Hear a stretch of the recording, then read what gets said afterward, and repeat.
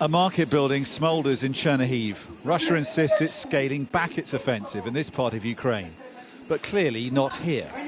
The town's governor scorned Moscow's claims. Yesterday, Russians have publicly stated that they are decreasing their offensive activity towards Chernihiv and the Kyiv directions. Do we believe this? Of course not. All night long, they were shelling Chernihiv.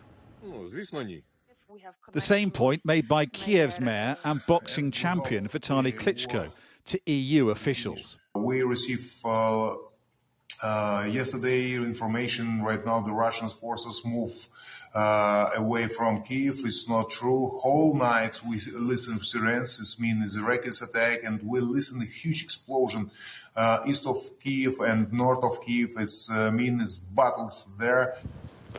To the east in Kharkiv, Ukrainians claim Russians are now on the back foot.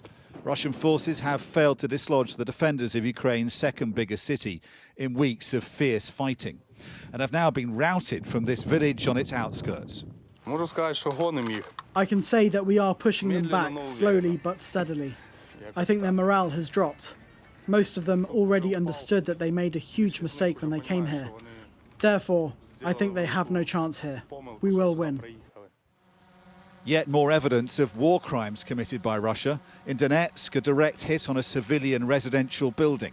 And more satellite pictures of the devastated city of Mariupol before and after Russia's savage bombardment. In peace talks, there's been some progress, with Russians welcoming what they see as a key concession by Ukraine. Ukraine has declared its readiness to fulfill those fundamental requirements that Russia has been insisting on over the past few years. If these obligations are fulfilled, then the threat of creating a NATO bridgehead on Ukrainian territory will be removed. However, work continues, negotiations continue. I want to emphasize separately that the principled position of our country regarding Crimea and Donbass remains unchanged. Russia has released more propaganda pictures, an Iskander ballistic missile being launched. And footage, it says, showing Ukrainian air defences destroyed, reduced to twisted metal.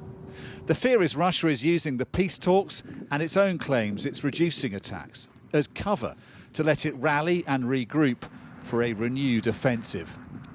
Dominic Waghorn, Sky News, Lviv.